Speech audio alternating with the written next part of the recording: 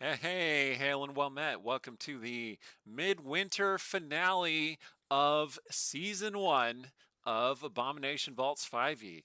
Midwinter Yay. finale. What exactly does that mean? Well, you'll have to stay tuned to see. I am Eric Scott DeVee, the DM of this game, one of the founding members of the Dungeon Scrawlers.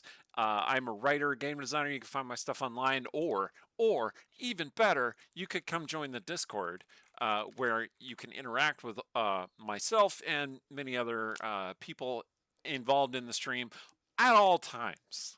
I know Kelsey is actually pretty active on our Discord, which is nice. Like, she's given great opinions on lots of different things all the time, and Aw. and Gabrielle is there, and all of you periodically hop in there, and it's pretty great. So come join us on that community. I will tell you about our sponsors, but first, I'm going to kick it over to Gabrielle. Hi, I'm Gabrielle Harboe. I'm playing Mauricio, the iconic elf rogue. I'm a writer and editor and literary agent, and I do game stuff. And you can find my Patreon by typing !Gabrielle. And I will pass off to Kelsey. Hi, I'm Kelsey. I will be playing Sela, your iconic paladin tonight. And best wingman ever, let's be clear. Uh, uh, Full-time cryptid, part-time artist. I've done the covers for 2 of Eric's books. Yeah, Sweet. there they are. Yeah, the covers. To be Yeah, fair, front she did do covers the even. back as well. To be fair, that one was a wraparound. But yeah, take it away, Fable. Hello, my name is Fable. I am a historian and purveyor thereof. I'm a director, storyteller, and a experience specialist. And for tonight, I will be portraying your iconic cleric, Kira. Kira. Kira. Hey, when you drink a whole bunch of eggnog, it gets actually slightly difficult to do that voice. And of Clearly, course, you need we're to not drink going more, to. and it'll be easier. Yeah. There's your behind the scenes. So for those. uh, But yes, I'll pass it on over to Jen. Hello, I'm Jen. I go by Savage Sparrow on the internet. SavageSparrow.com is my awesome website for nerdy apparel and accessories. Patreon.com/SavageSparrow if you want to check out my amazing artwork. And tonight I'll be playing the iconic Baybarian Amiri. I believe that leaves us with Ben to close it out, right? Yeah. Yeah, Woo. I Hello. did it. Did. Thank you. Benjamin Williams. I am a video game industry professional. I don't know where. Maybe it's on my sweatshirt. But it is my second time on the Dungeon Scrawlers stream. It is my privilege to be here. I love every one of these folks on the stream. I will be playing the newly relaxed and chill wizard Ezra, who is, I guess, iconic. I guess we'll find out. Back to you, Eric. Ezrin has had some good study, very good study, wink, and he's feeling very chill. But before we get to the game, let me tell you about some of our sponsors. Idle Champions of the Forgotten Realms, a strategy, fantasy, action RPG experience with all of your favorite characters from books, source books, and video games of Forgotten Realms. You can get the Baldur's Gate 3 cast, you can get the Brimstone Angels, you can get the Companions of the Hall. That's Drizzt and his friends, for those of you who haven't read those books in a bit.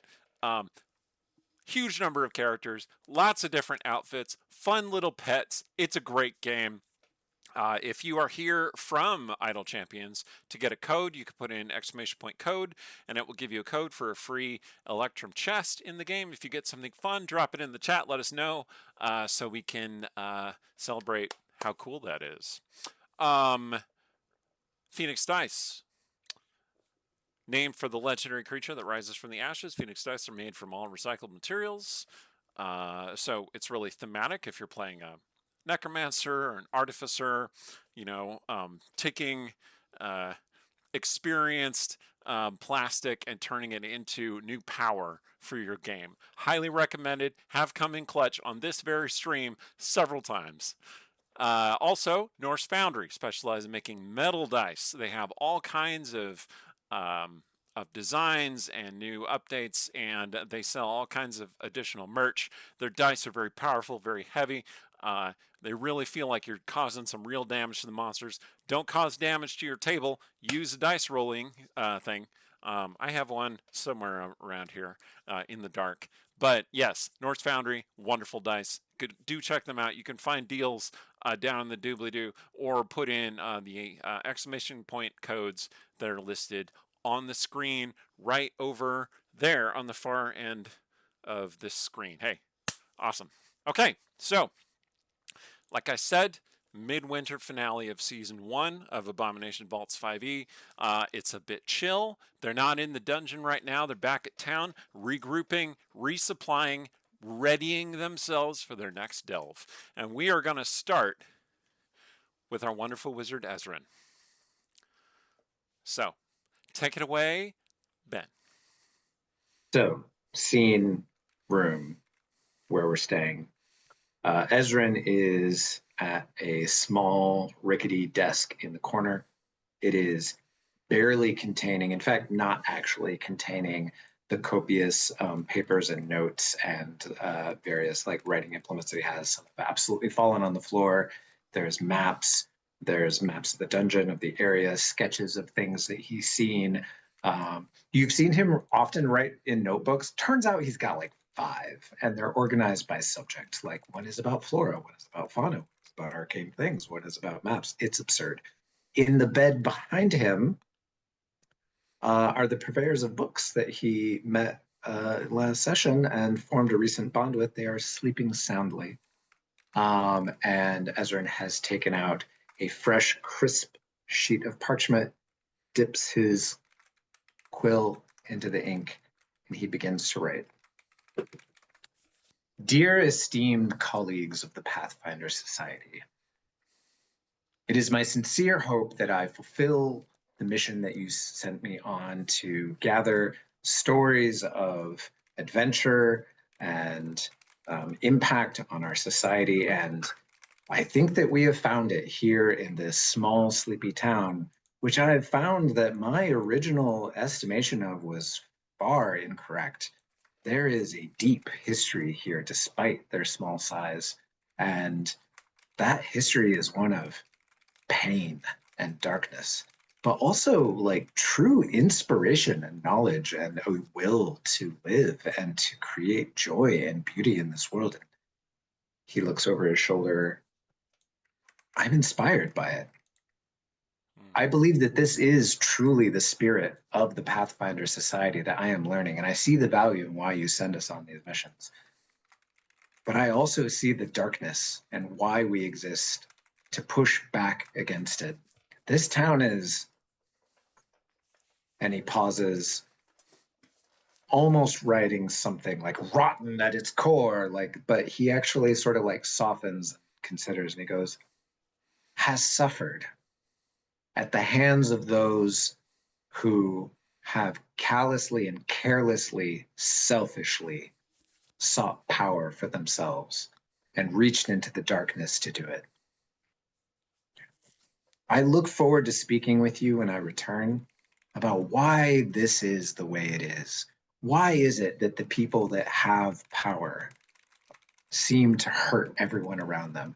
Or is it more that the people who don't care about hurting everyone around them selfishly grab for power? I don't know, but I suspect that this will be a theme if you find me worthy of continuing in this esteemed society. I will write more, assuming I survive. Enclosed, you will find maps and notes as I have studied and collected thus far. With kind regards, Ezrin. And then immediately pulls out a new sheet of paper. P.S. I would be remiss if I did not talk about the wit and strength and moral fortitude of the companions that have made this letter possible to you. I don't know if you count them as your members or they wish to even join, but should they ever approach you, accept them, for they are of high caliber and value to this world. Puts it all in an envelope, and he pours wax on it, takes out an absurdly large seal with his family crest on it, stamps it closed, leans back and goes, "Do they have mail in this town?" It is at that point that you realize that Mauriziel is there. How long exactly she's been there is unclear. Oh, God. What?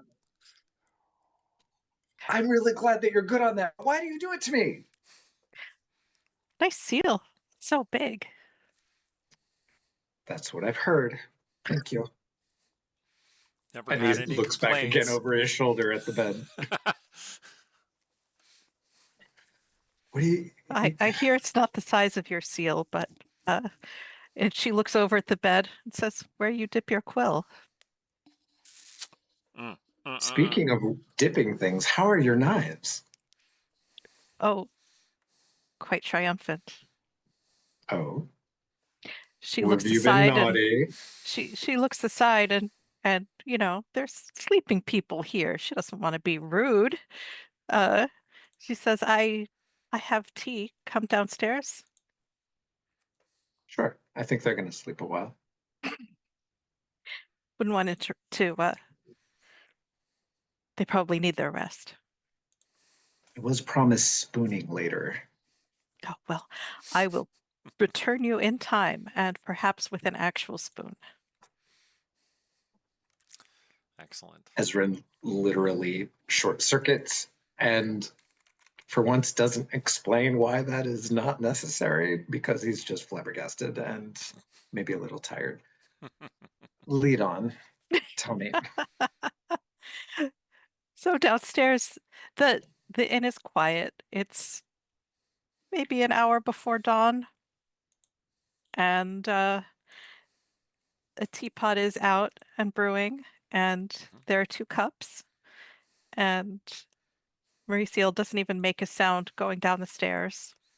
And before you're seated, she's already pouring tea, which seems like she let it steep, excuse me, for just the right amount of time to let you finish writing. Not as if, you know, she knew what you were doing in there or anything, or had been looking in your window or anything, but He takes like a good long sip and says, "You know, I'm usually more of a coffee kind of guy, but I see what you did. It's good tea. What's on your mind?" just, well, you're awake. No one else is awake. I'm very awake. That I is tried true. some of that coffee that you mentioned last night, and it is very good, and I'm very awake. Bing. I've always meant to ask, does it make it harder to meditate when you drink coffee, or is it just, I don't know, how does that feel to you? It's more of it makes it a little more vibey. Vibey? How specific? Active thought versus passive, you know, acceptance of the world around me. Ah, It's more active. Well, I wouldn't have been able to sleep anyway after last night. I mean, not for your reasons entirely. That was later, but I so the knife throwing. yes. So, Dipping your daggers where they don't belong? oh, they absolutely belonged in the middle of the bullseye. I don't know what you're talking about. Fair point. I did let Carman come close. I let him think he had a chance, but Generous of you. yes. Well, the price was a significant amount of gold, and I was able to turn all of that gold, save one piece I kept for myself, over to him, the sore second place loser, and beg him to make me a knife or a blade worthy of my skill, and perhaps with a bit of magic in it. Now that I'd proven to him that I was worthy of such a thing, you know, of his illustrious craftsmanship. So You know, I I used to run some businesses for my family. Hmm. You'd be really good at that. Have you ever considered that? Because you like ledger, like make bet for money, get money, return money to person who gave you money, get powerful magic. You got something for free. I did, didn't I? And I made him think that he was very powerful for giving it to me. Please, please warn me if I am ever at risk of making you angry. I would never do anything like this out of anger. I just kill people when I'm angry. My point stands. Oh, fair. I don't think you could make me that angry. I really value you. I'm Oh. really glad to be traveling with you and uh learning from you and watching your wonder at the world. That What makes could me I happy. possibly teach you? You have seen so much. Well, I haven't seen you discover the thrill of wanting something you can't have until I did. What can't I have? The book. The Ah, the way you felt about that book, watching that feeling that I've had for so long bloom in someone else was a treat. you know, I'm used to getting what I want. She I'm makes a having sly glance upstairs. that. That's. I actually didn't know I wanted that until I had it. But my point is that not getting what you want, it turns out, is an incredibly powerful teacher. And I'm ashamed to admit I'm new to that. So I would gladly learn from you what that's like to take what you want instead of having it handed to you. What is that like? It's not as satisfying as the wanting.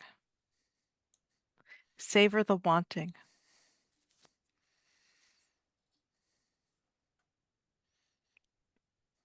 And savor the having.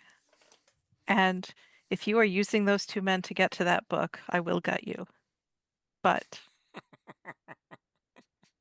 I swear, I didn't ask. It just happened. I honestly don't know how. I'm not mad at it, but I just kind of said it yes. enjoy it. Enjoy finding that you have something you didn't know you wanted. That's even more satisfying than getting the thing you covet.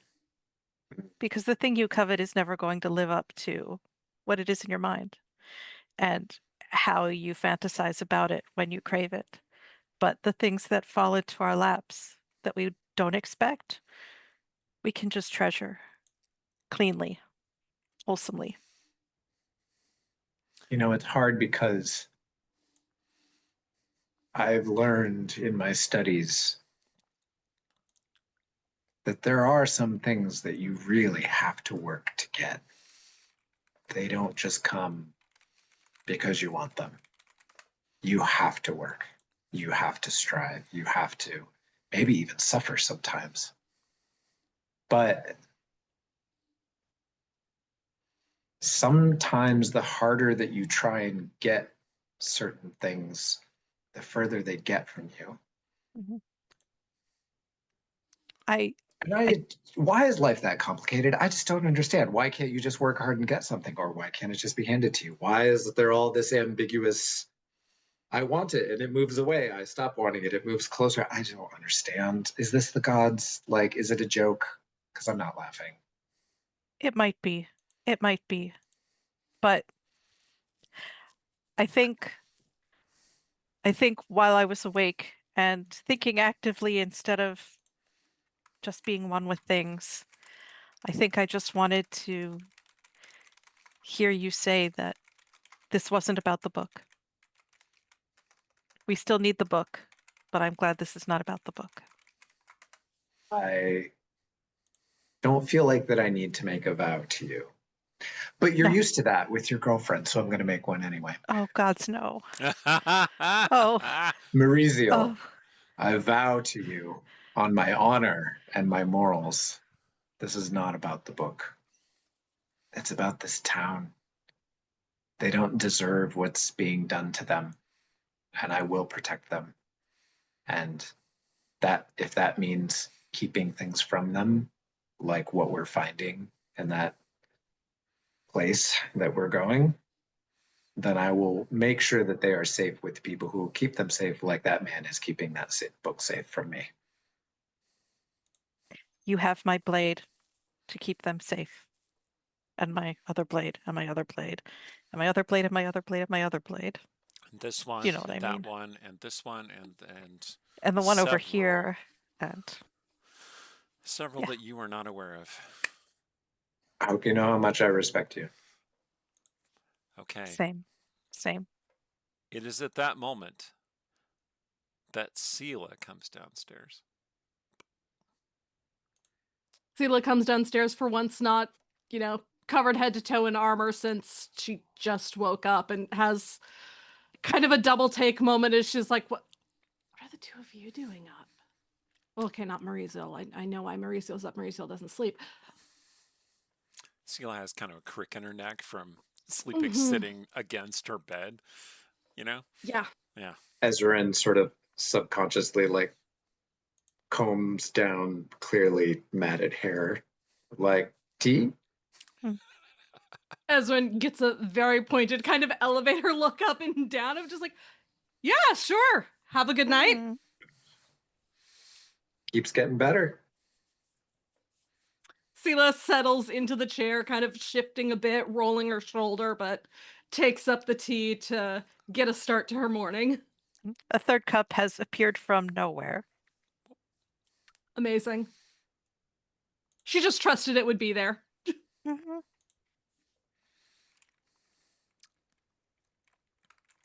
And You know, of course, obviously, I'm not going to poison any of you. So most people in this town wouldn't. The need to say that. Most people in this town wouldn't take tea from me or give me the time of day. I figured if you were poisoning me, you probably had a good reason for it. So no one trusts me because I'm a thief, even though I've stolen nothing from them. I don't know if this will make you feel better. Except for that prize from Carman, but aside from that, I've stolen nothing from them. I don't know if this will make you feel better or worse, but I trust that you're not poisoning me because you don't want to make Kira unhappy. And I feel like she would frown on it. I feel like if there was someone I wanted to poison so badly, she would probably be on board. But no, that's not any of you. Thank you. Tea. This is delicious tea. This isn't even a poisoner's teapot. It's just a normal teapot. What's a poisoner's tea? You know what? I actually don't want to know. This is delicious tea. Thank you so much. They're fascinating. They have these different chambers, and depending on where you put your fingers when you pour the tea is which chamber the liquid comes out of. So you could pour one cup that's poisoned and one cup that's not. But she opens the lid and shows it to you both to show you that there's only one compartment in there. Don't panic. Oh, it's fine. Her point is that she's getting tired of people assuming that she's doing these things when she's clearly not, and she clearly could. This is a safe space. Has no reason to. She can give you a dissertation on why am I helping these people? Teapot from the lands of Lang, for instance. But that's not what this is. Why would I be helping these people just to kill them off and steal them when I can outwit them out of their money just the same? Well, no, he's a special case. He deserved it. Who are you outwitting out of their money? Oh, Carman, the obnoxious blacksmith. Okay, so there's this brief flashback to Maurizio in the upstairs of the let's see, of the Crook's Nook, I believe. Yeah, it's the Crook's Nook. The attic is kind of a guild hall for the Thieves Guild, the Osprey Club. And that the Osprey Club is a Thieves Guild is Otari's worst kept secret, because it's pretty clear the place is called the Crook's Nook. Okay. Exhibit A, Your Honor. Exhibit A, Your Honor. And they have this blade throwing contest. And there's this brooding, grumpy-looking man. Let me get the art of him. Oh, Carmen. There he is. There he is. He doesn't look very smart, and he's not very smart. He is built like a blacksmith, but he is engaging in knife throwing, and you see him scowl, and he says, "All right, one more, Elfie, one more. Double or nothing. And Maurizio, how do you react to this in this flashback? I look very worried. I look like, oh, I might lose everything. Oh, I don't know. It's so risky. So concerned, so uncertain. He seems more confident. He takes another pull of his ale, and he picks up a knife. He says, "This is my lucky knife. I'm going to win it all with this knife." Bonk.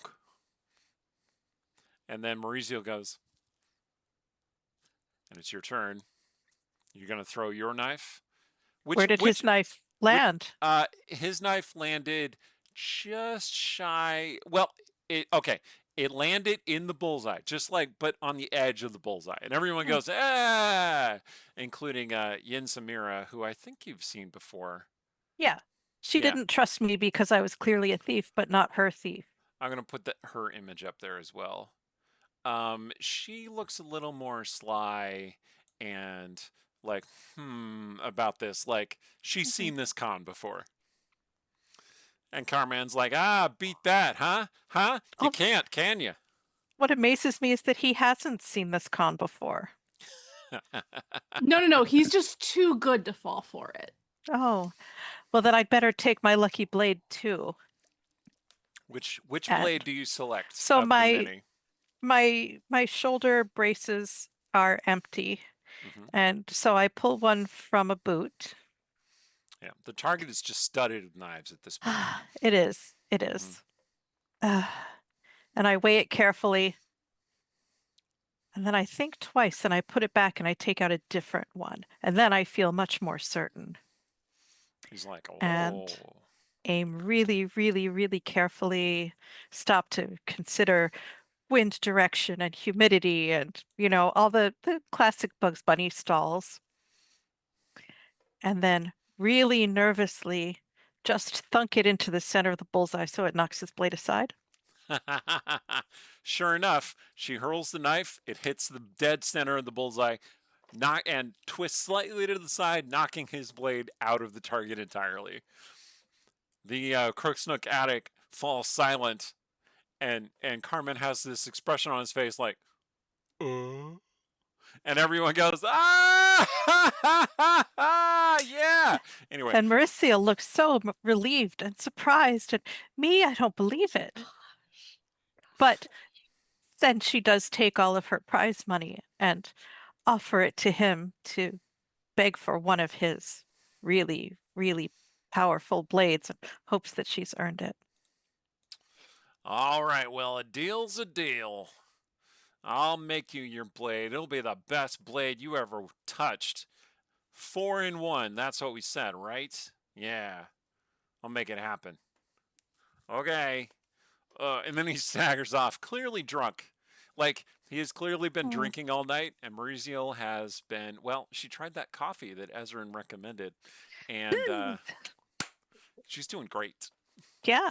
And then I hand my one remaining gold piece to the establishment owner as a tip for allowing me to compete. She says, I love to see anyone take that big lug down a peg. You are welcome here, Maurizio. Mauricio's just full of girlish glee. All right. This sort of thing with dumb humans never gets old. Anyway, back at the Rockfish, you realize that you said that part out loud, and Sela and Ezrin are both looking at you like, No, the dumb ones, not you, the dumb ones. You haven't met this guy, believe me. You know, it's not nice Believe to me. talk about Amiri that way. Oh, Amiri's amazing. Come I on. love Amiri. I And love then Amiri too. Amiri's on the stairs, isn't she? She In would be fact- coming in. She In spent point the of night fact, Amiri is on the stairs. out. I think she would be coming in from the front door because she spent a night out. I think, didn't she? Oh, that Yes. is true. She did. Hey, what's going on, guys? Are you like talking about me behind my back? Well, Maurizio is. About how amazing you are. How much Aw. I love all of you more than I love most humans, and that's a lot. Aw, you. Thanks. Sela clearly taking it as the compliment it's meant to be. Thank you. That's so sweet. Yeah, that's like super, super nice. Oh man. It's like when an Look. introvert tells you that you don't count as a person. Exactly. Look, I'm dealing with an int of 8 and a charisma of 14, so I gotta use what I got. Amiri is like very clearly, her hair is like sticking up on one side, or something like that. Just does not care. But very obviously looking so much more relaxed and happy. Ezrin will get up and sort of scoot over and make room and pull out a chair, and as he's doing so, he'll lean over and be like, "Looks like we had the same night." Just enough for her to hear and no one else. Amiri gives Ezrin like a below the table high five. A low five. We used Yeah, to say yeah. you kick him in the shin, and he's like, "Ow!" No! It's sorry, funny bone. Yeah, no, I'm good. Yeah. I'm good. Nice. Wow, this is weird. Where's Kira at? Cause I totally thought that she would have been the first person here. Is she just sleeping in, or is she sick? She doesn't seem like the type that would sleep in. She seems like the type that would be like the dawn. What time- It is an what hour time is it? before dawn. Oh, okay. It's still not dawn yet. It's still not dawn. Oh, That's that just the light explains it why drives, it's so darling. dark outside. Yes. Whoa. Yes, it does. Hey, you know what? Hmm. We've got an opportunity here. When have we been up before Kira ever? Most nights. Okay, well, For those that sleep. we, not. Oh, Yeah, humans. exactly. Oh. Yes, Exactly. That weird human thing of Also- sleep. Also, Right. staying up doesn't count as waking up. Yes, you have to have slept first. It's true.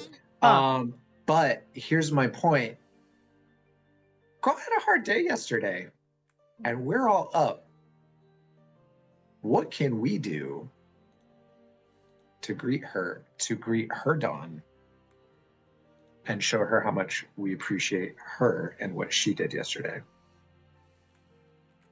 Does she like butter tarts?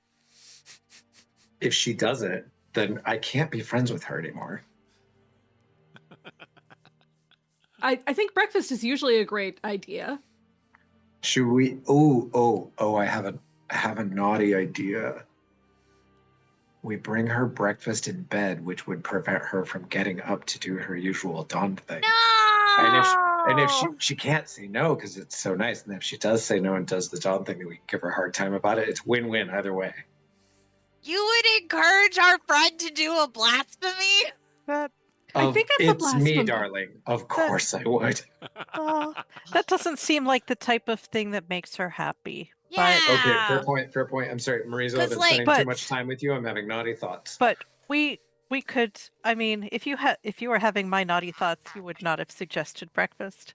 I mean, it depends on how she likes to start her day.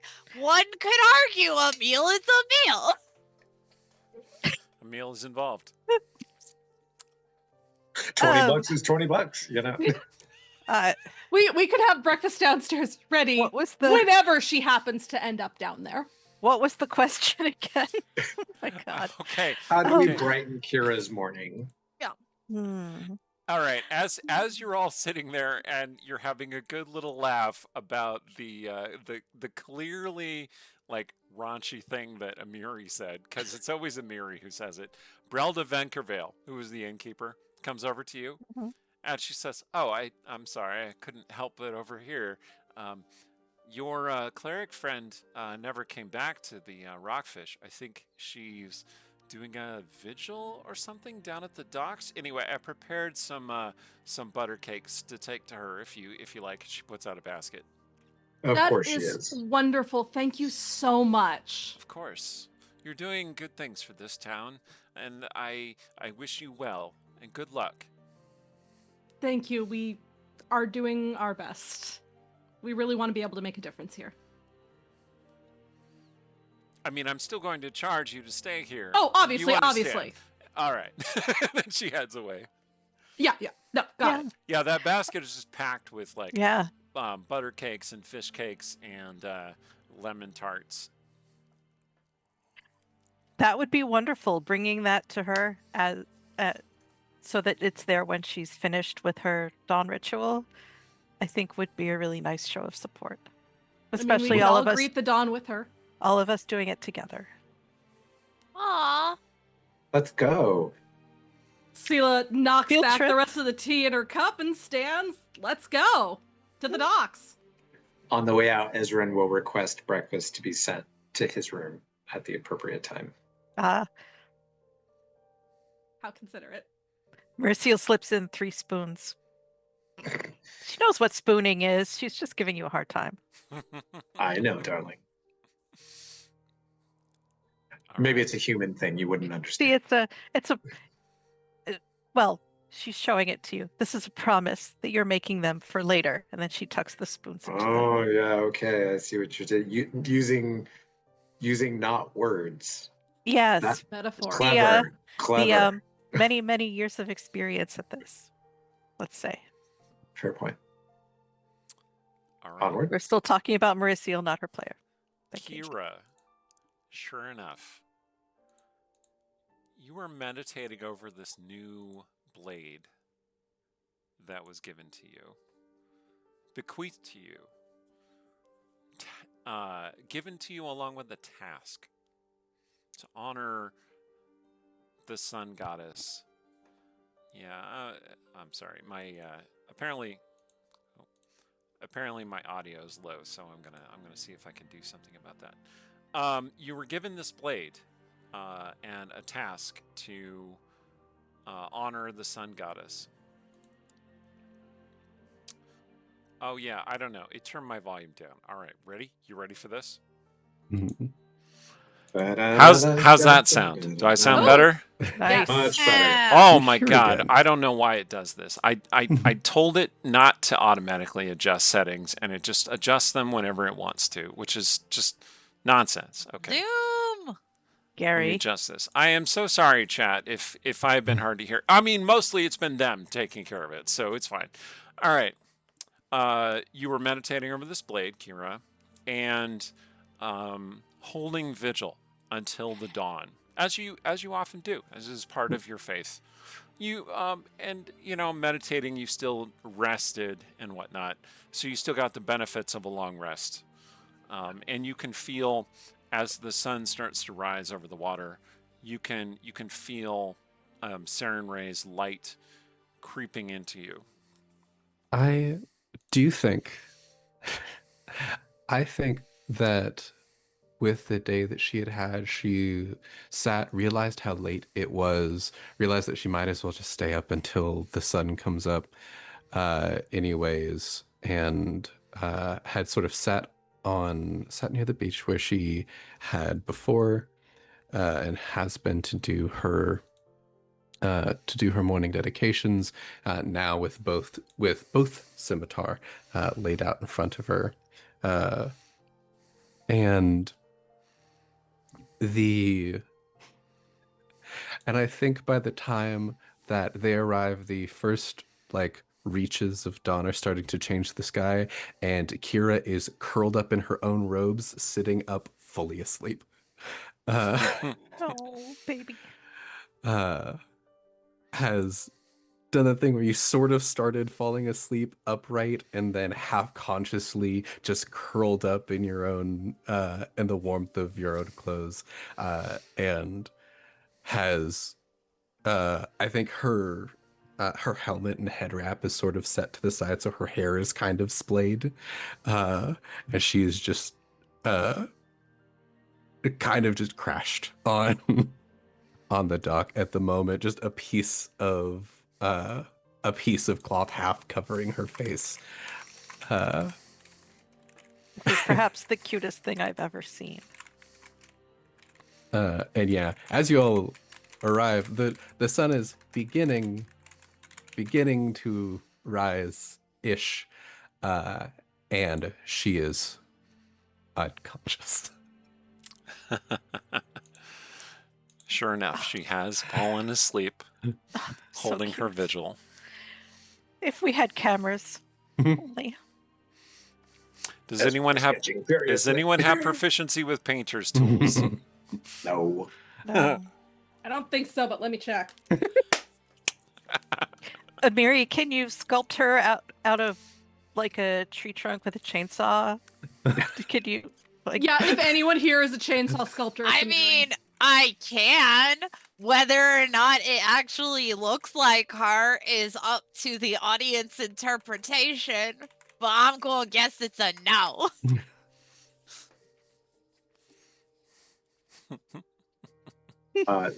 Ezrin would I have sort of carpenter's tools. Okay. nudge Maurizio and be like, "What do we do?" Mauricio will slip forward and kneel beside her and gently brush her hair with her fingers the way she does to wake her up. Emma. That's cold. How did your meditation go, darling? I was meditating very deeply. I I see that. I thought a lot. I was really awake. She rubs some of the sleep out of her eyes. None of the usual stuff that she do in the morning, getting in terms of getting ready up. She pulls herself like a bone cracking, sitting up, as is wont when you lay on a hard dock for the whole of the night. And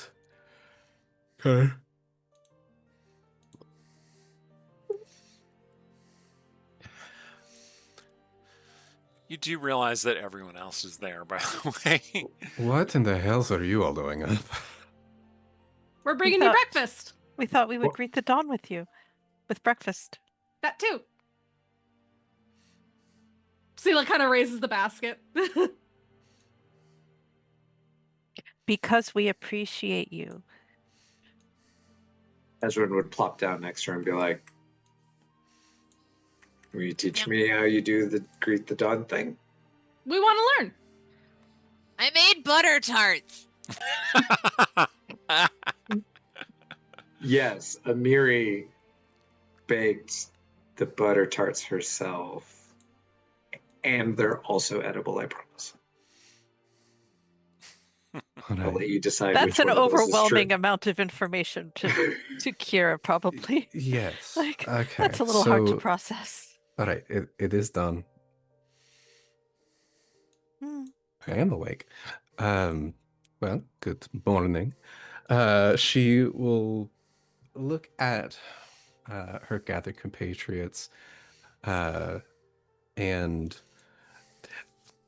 I mean, I don't know if you've really seen her undone up hitherto, save for Maurizio, of that just by merit of tossing and turning, like the sash and robe that she has is like loose, and she's like taken it off and like wrapped it around her like a blanket.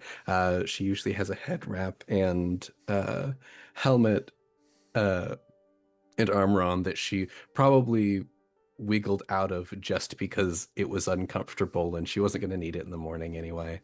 So it was being used partially as a pillow pulled in sleep.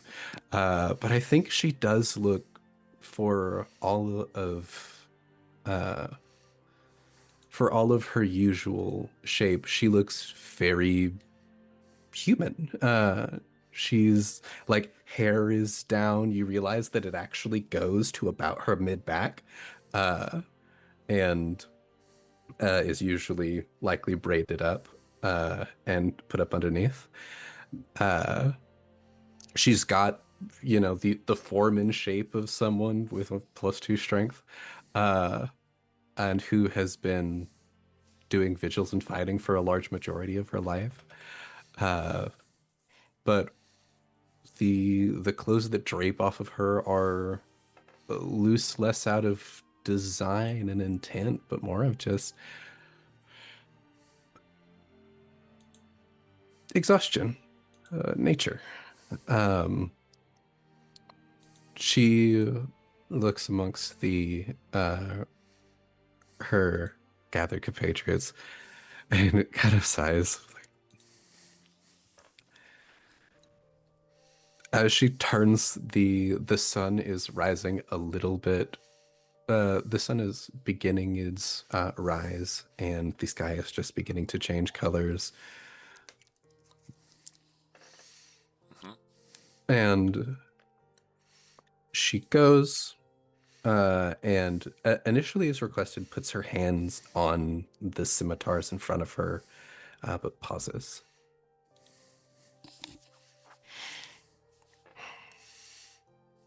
There are a couple of rituals that Sarenrae uses to welcome the dawn.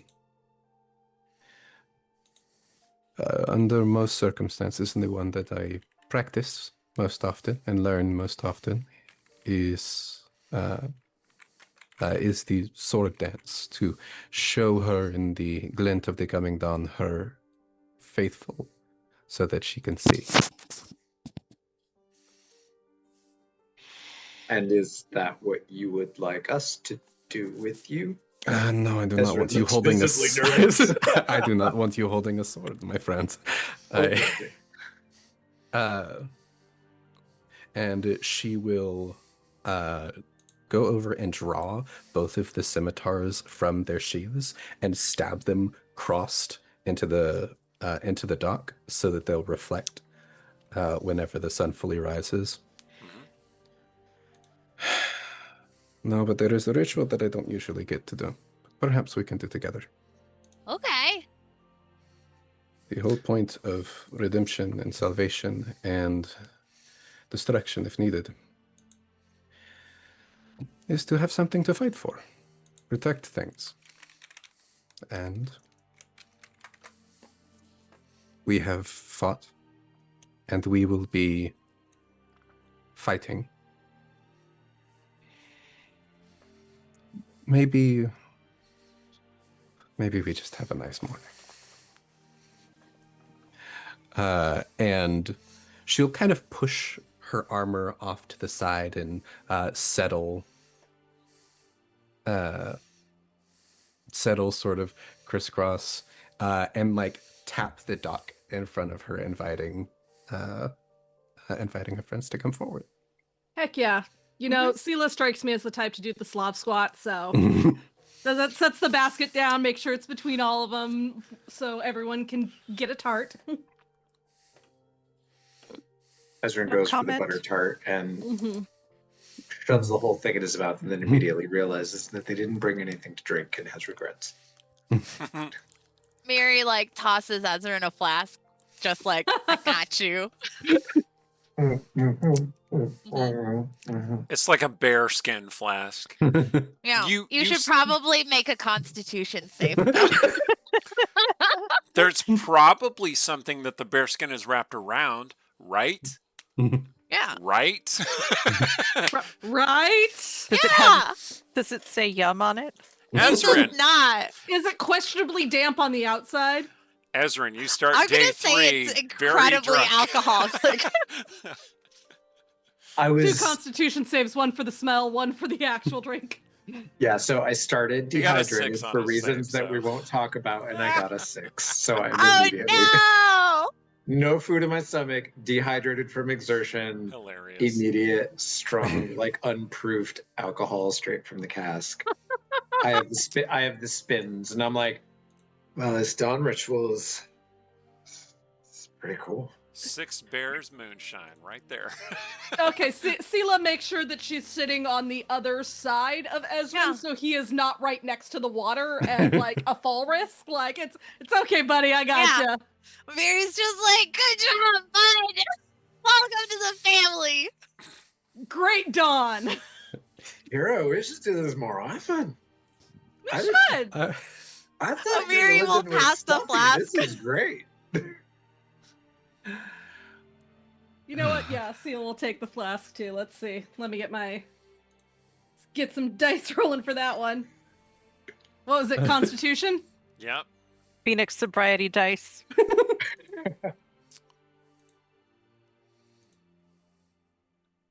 Okay, let's see. I think Yeah.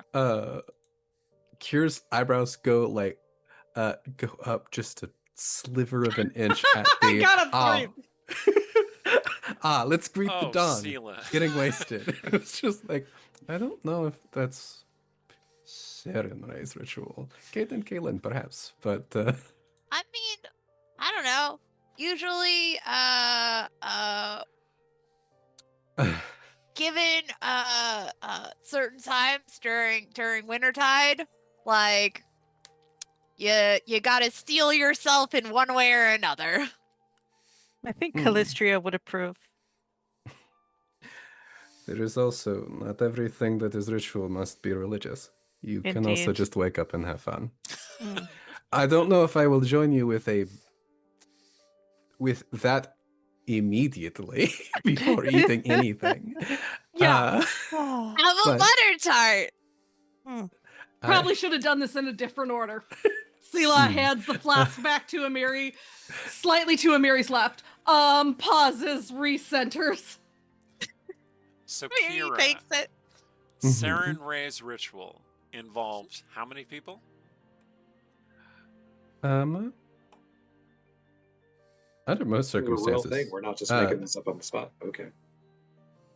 Oh, It's I a mean, real thing. Saren Ray is a real thing, but yeah, Kira can make this up, and that's fine. I mean, Fable can make this up. Kira is well trained on this ritual. yeah, I think so there are a couple of beats of the rituals, I imagine. There is the one that has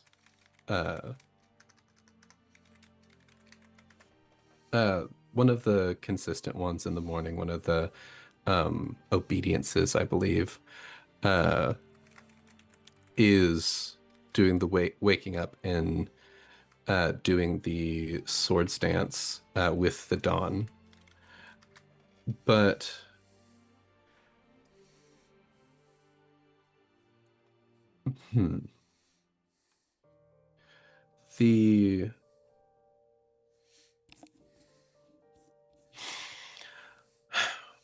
the one that she does often is one in the sword stance is one specifically that you can do alone, and I think that's why she does it the most.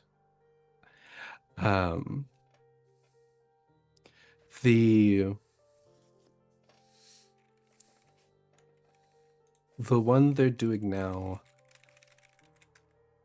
needs at least one other person, but is meant to have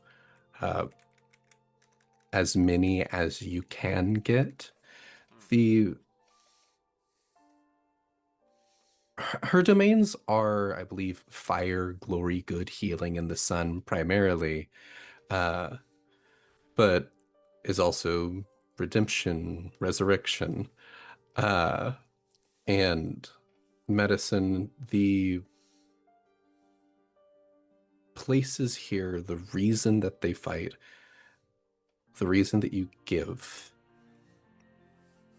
as much as you do, is to make a space for these little moments. This would be nothing. All of the fighting wouldn't be worth anything if this couldn't happen. It's in protection of these little, pieces and these momentary joys that the rest of the fighting is for. So I think a ritual that is usually done amongst the more of the redeemers and some of just like the farmers that would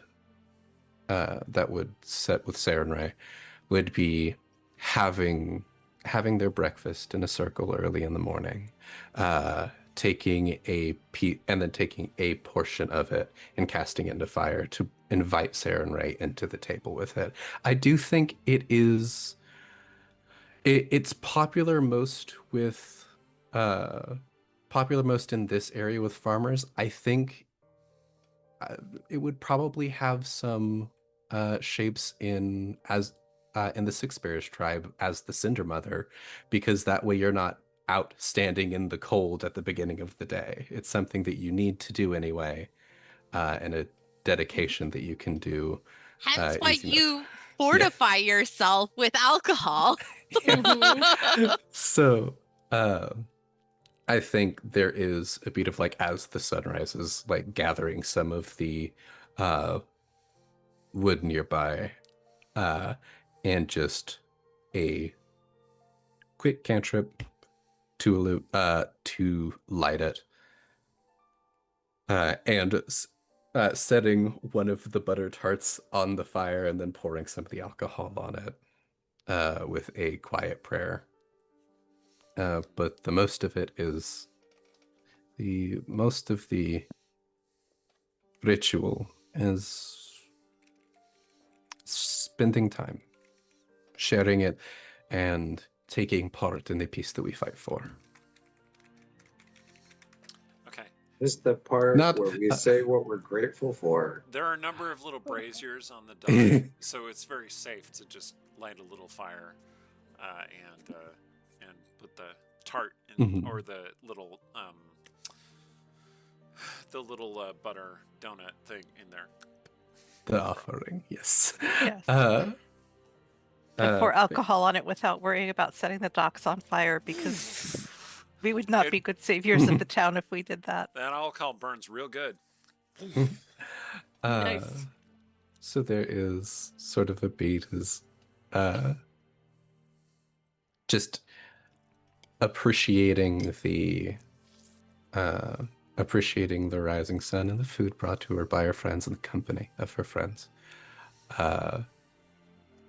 as the sun crests, and probably for the first time in a hot minute, the dawn finds Kira without her swords in her hands. And I think it's visible that hits her a little bit in some way or another. Moment of peace. Kira, don't burn the fish tarts. It'll smell bad, but you should try it. It's delicious. We are directly next to the water, my friend. It already smells like fish. Best not to add. I mean, too much of a good. I don't know. Just try it. It's good. I think it's whitefish. Yes, my friend. I am interested to see you up, the lot of you. Are you spurred to particular action today, or is it just the events of yesterday that keep you to the morning. Ezra's like making eyes at Amiri and like waiting for someone else to speak. Well, Mauricio and Ezrin were already awake when I got up. Mauricio does not sleep.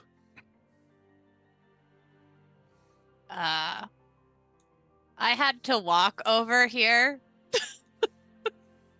Well, we all walked down here to the dog. Yeah. Yeah, but Amiri spent the night with, or admittedly, I'm assuming the last I saw Amiri was at Rin's Wonders. Yep. Actually, that's a fair question, Amiri. Did you you have a spend the good night?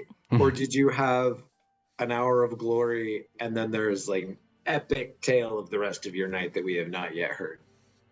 Full of fist fights and brawls and alleys, vomiting and like maybe a dog. Like Amiri just holds up some fingers and goes, "You think only an hour?" Well, I'll admit, my love, I don't know you that way. So I know you are strong and stout, and so perhaps an hour is underestimating, but you know, like, I don't know.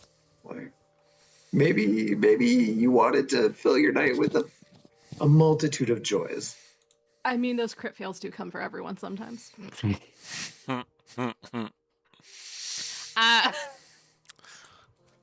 Well, I will say it was okay.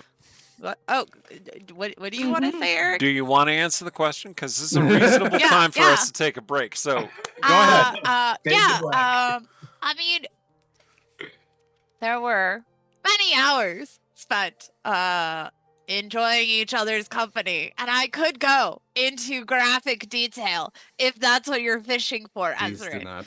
But I'm trying to be supportive of our friend.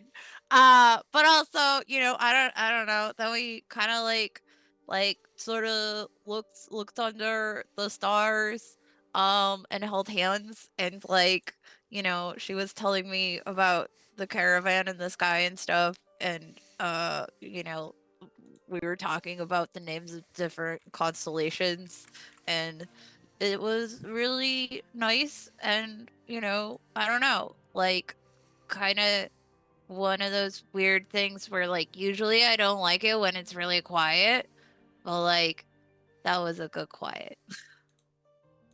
Aww. But then I was like, oh god, I have to walk back into town.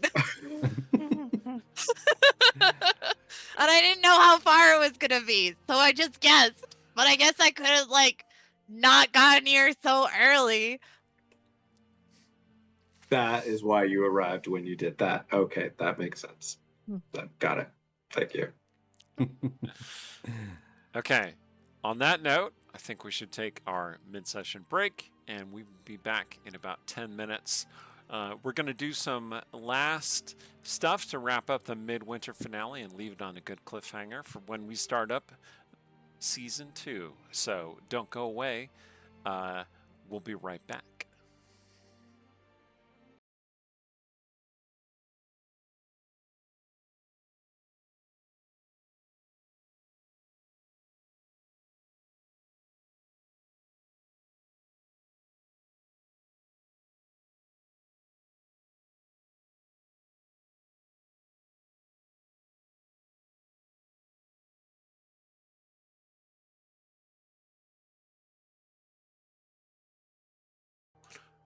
And we're back. All right. Thank you.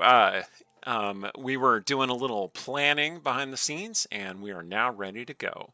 So our first scene is going to be Sela and Amiri interacting with Doriana. Now, remember, Sela, you last left Doriana sleeping in your room, in your bed, no less. Mm-hmm. It was still really early. I didn't want to wake her. Correct. But you're heading back to the Rockfish, And Amiri, you have heard that, sure enough, Sela left Doriana asleep in her bed. Yeah. And this is interesting to you. So I feel like before they go in the room, Amiri's just gonna be like, so hey, can we like talk for a second? Sure. What do you need? Well, I guess that's it. I realize I am probably like the last person to be having this kind of talk with you, since like my range of emotion is basically, I'm having a great time and extremely violent rage. So, so also I guess take this as a sign that like if I'm noticing this, then probably everybody is. But like, are you okay? Like, you just kind of do everything for everyone else at all times. And like, that's very nice, but also like, you never really do anything for you. I mean, helping others is kind of for me. I like seeing you all happy. I mean, and that's great, but also like, we're your friends, and like, we want you to do things for yourself also, because like, you're gonna burn out real fast if you just keep doing everything for everyone. Sela is just kind of silent for much longer than she normally gives. Like, she's not, in a way, it's almost probably good that Amiri brings this up, because Amiri is just so straightforward with it. There's no real walking around this. And it's clear that Sela is spending a few moments trying to figure out how to kind of slither out of this. Yeah, and Amiri's just like literally like also physically in the way that Sela would need to escape, and just like completely nonchalant in a I will not be moved pose.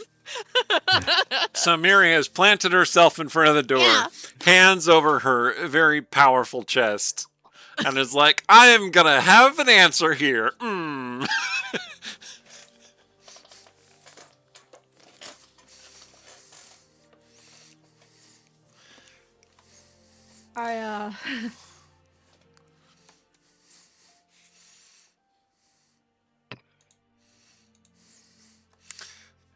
Sela is struggling to figure out the thing to say. Yeah, and she is like visibly struggling, kind of as the words that normally come fairly easy to her are clearly not coming right now. And finally, can we have this conversation when I don't worry about a kid waking up in my bed who maybe doesn't remember getting there? Yeah, just, like, as long as we do have that conversation. We're just gonna like, kick this rock further down the road. Yeah, of course.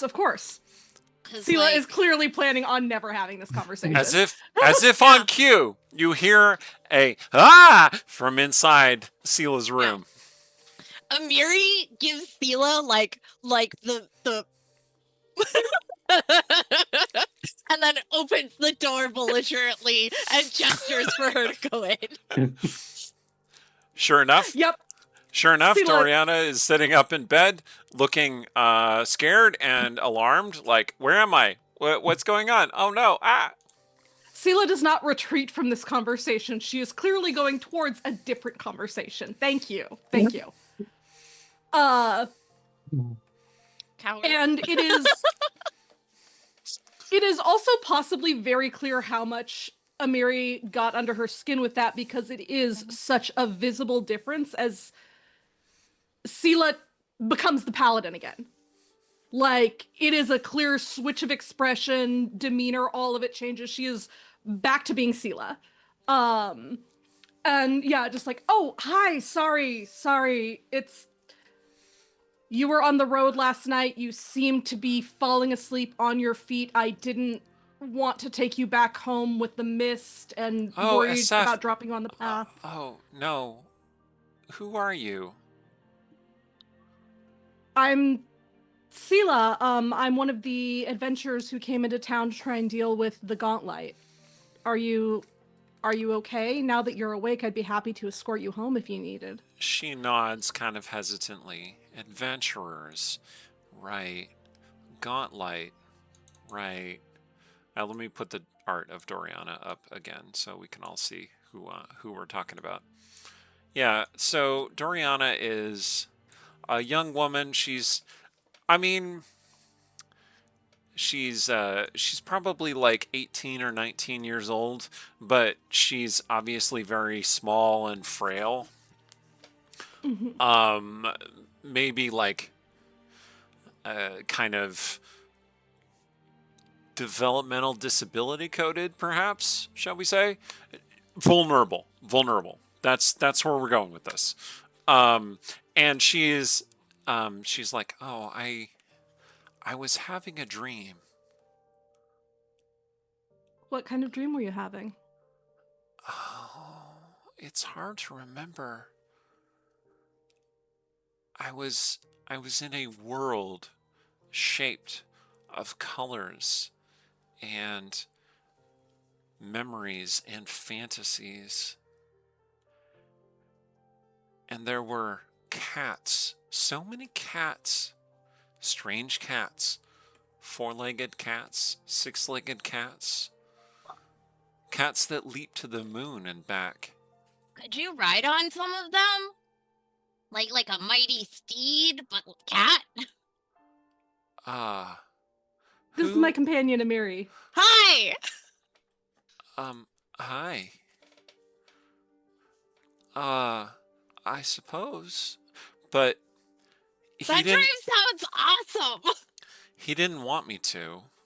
Aw. Did you try bribing him with like a fish? Like, usually I find cats respond super well when you're like, hey, here's a fish. No. The Motley Man didn't want me to. Oh. Motley Man? Yeah, he's the one who brings me to that place. He visits me in my dreams and takes me to other dreams.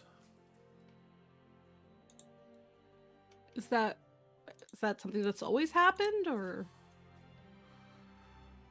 Miri's gonna like look at Sela in an expression that says like, this seems like nerd shit. No, it hasn't been that long. A few weeks maybe. How long has the Gauntlet been possibly active again? If you're going by Rin's initial letter, it's probably been about a month or so that since she started seeing the lights from the lighthouse. You could describe a month as a few weeks. Doriana says, it's hard to say.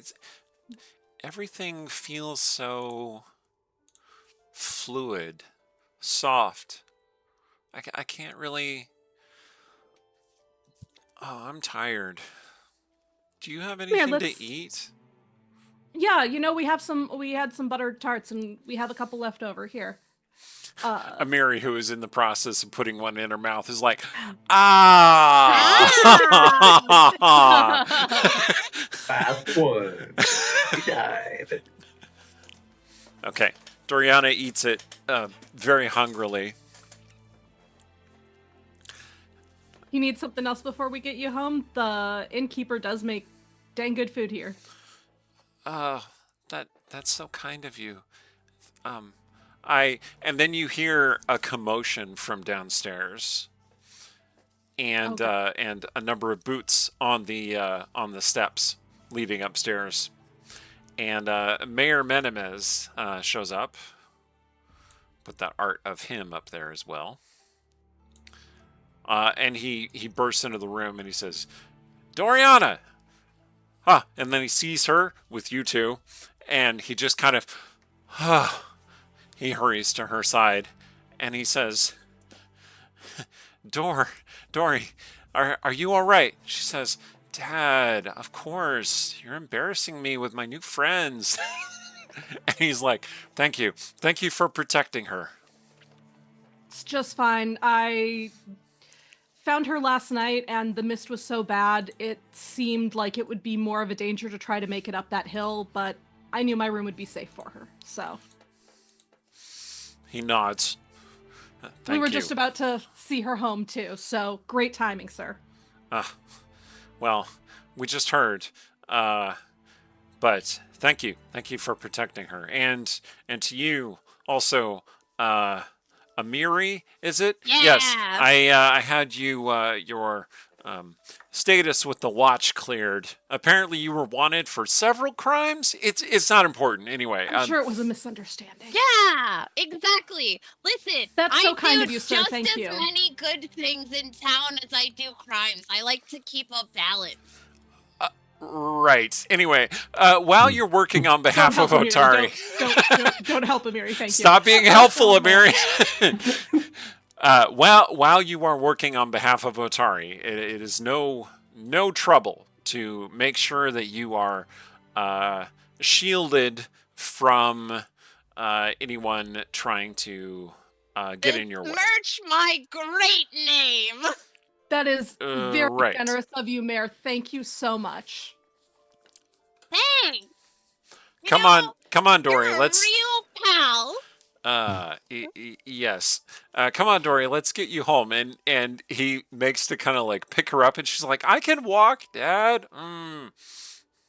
And he leads her out, and she looks back at Sela kind of shyly, and she's like, "I'll see you later, okay?" Yeah, absolutely. All right. They take their leave. Okay. Leaving Sela and Amiri up in the inn room alone for a moment. We should go see what the others are up to. Get a plan for going forward into the gauntlet again. Miri, now is the greatest time to push that conversation. Don't. Sela's No. like, You're not in the scene. You're not in the scene. Sorry. Anyway, Sela halfway to the door already. Amiri's gonna throw a knife so that way it slams the door shut. Anyway, so about that conversation we were having. The door just kind of slammed shut just as Sela was reaching for it, too. Just. oh no. Meanwhile, across town, Mauriziel and Kira are headed to Blades for Glades. So Blades for Glades is a smithy. Maybe in older times, they made weapons and armor. But these days, the primary purpose of the smithy is to produce tools for chopping lumber, which is Otari's main export. But that is, however, where Carman told you to meet him.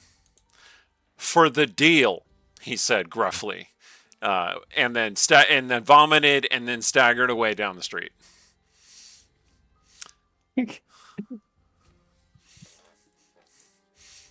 And Mauriziel, you have related all this information to Kira, who is probably looking more and more horrified the more you tell her. Well, okay. Let's put it. Actually, if we could flash back just a little bit. Please. When, as we were all dispersing, and Kira was taking a little bit more time, and kind of told people to go their directions because she was now about half dressed for how she usually moves throughout town. Has gotten all her armor back on, takes a bit to dawn.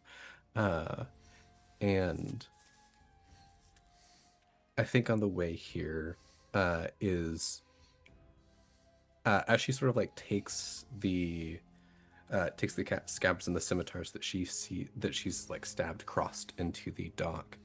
like there's a moment as she steps forward, there's like a glint that makes it like makes her have to cover her eyes a bit.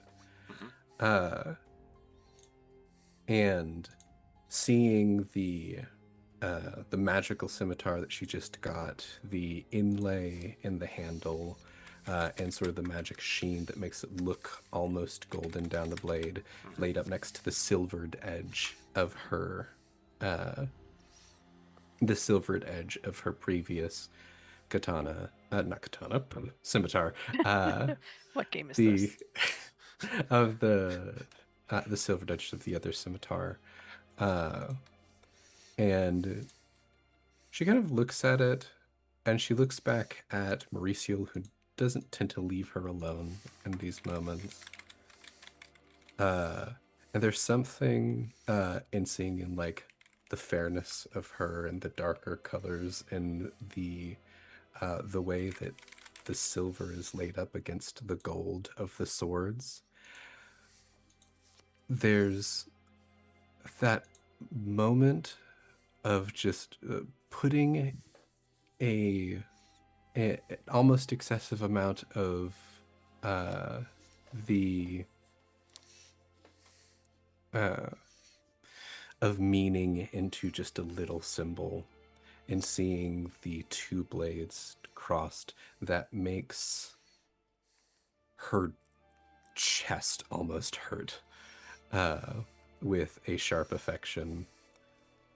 And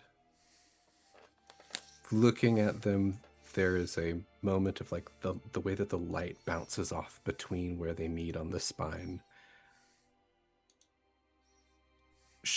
They feel paired, but they don't feel paired for her. So she takes both of them out, puts the new sort of golden scimitar in her sash, takes the other, and turns and presents it to Mauricio. So you're giving her the one that you were wielding before, or you're giving her the one that you received from the priestess? The one I was wielding before, so it's a Okay. silvered edged scimitar. Right. Okay. And so this is the one that she's been carrying for a long while. I think you should have this. Me? Why? Well, for one, I can't really use two of them. I could, but I could teach you. I still use a shield, and I need to have a holy symbol. And as nice as the lessons would be, I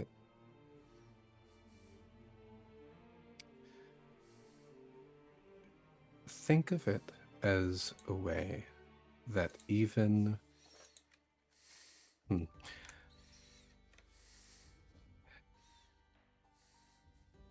she sort of puts it next to the scimitar on her side. They belong together, I think. But I would like you to think of this as a way that I can be with you and protect you even when you are not near me. That, and I do think that you will use this better than I can. It does not need to spend its time dangling uselessly at my hip, if you will put it to better good. And she will turn it handle out towards Mauricio. Mauricio will take it very gingerly, and if there's anyone who can hug a blade without hurting themselves on it, it's Mauricio. And she will kind of embrace it as the symbol of Kira and say, "Did you just propose to me with a sword?" Heart stops for like probably about 3-4 seconds. She looks around. No. When I propose to you, you'll know. Oh. And she'll sit. Ears will get a little bit too red. It's like, well, we should probably go back in time. We do need to meet the guy. And not quite push back, look, push past Mauricio, but like move beyond her and kind of hook her by the hand to go to this previous meeting place. Now having trouble with the amount of fluster. Aww. Oh. Merciel's going to make sure that when Kira sort of moves past her, it's like a cat buffing another cat on its way past. And it's like, you know, as if they were in a much more confined space than they are, level of closeness. And she squeezes Kira's hand and says, I will. And she just kisses her because what are words? There is. I think there's a softness to it. Yeah. But you're right. You should come see what a jerk this guy is, because wow. Yes. Let's This is not the emotional, wonderful thing I wanted to share with you, but it'll do for now. for now, let's get your winnings and then we can go find our friends. She says, trying to push past the heat in her throat. Oh, she's so adorable. Humans are so cute. And right. then yes, we'll move on towards the to the blades and glades. Okay, so you hear the blades for glades before you see it. Otari's primary smithy specializes in the construction of saws, axes, and other tools used in the lumber trade. The current owner is Carman Rajani, a big, strong, muscular, kind of dopey looking dude. Very himbo energy, but like emo himbo. If you know that very, I mean, I don't want to say rare crossover, but like we know what I'm talking about. And he is pounding steel as you approach, making a lot of noise doing it. And he's like, good. Almost finished. And sure enough, he has constructed a star knife. It is a ring that has multiple blades extending from it.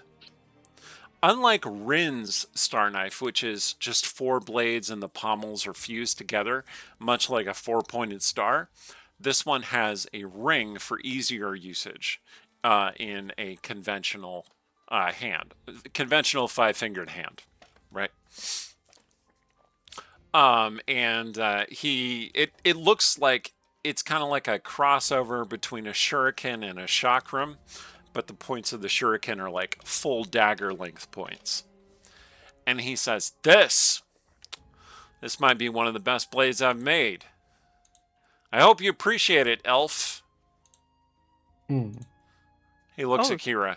Who's your friend? Wow. There is, I think, a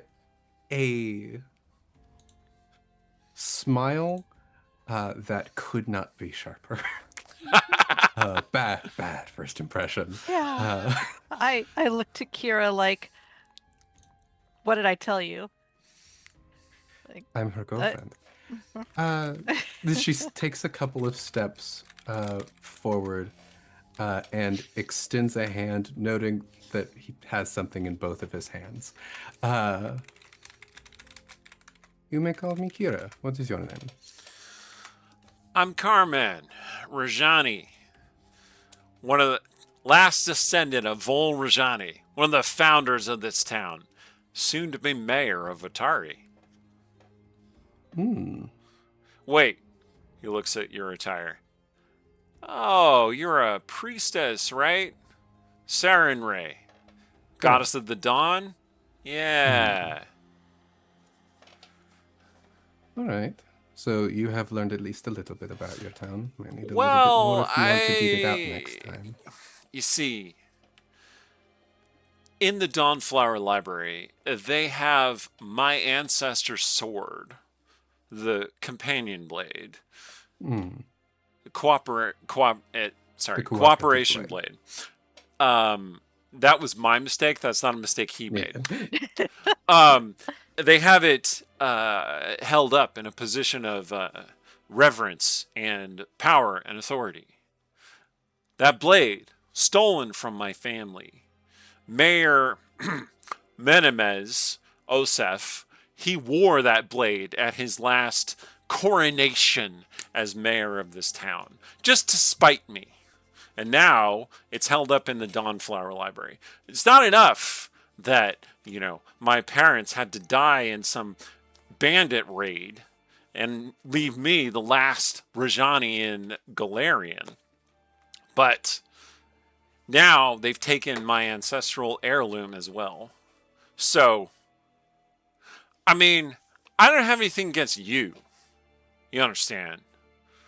But the Dawnflower is keeping a thing that's mine, and I'm not very pleased about it. Hey, you have an inn with Banderdash. You could maybe get my sword back for me. I'll make you something good. You have said a lot of words with a lot of vomit on your breath, my friend. He looks perplexed by what you just said. Oh.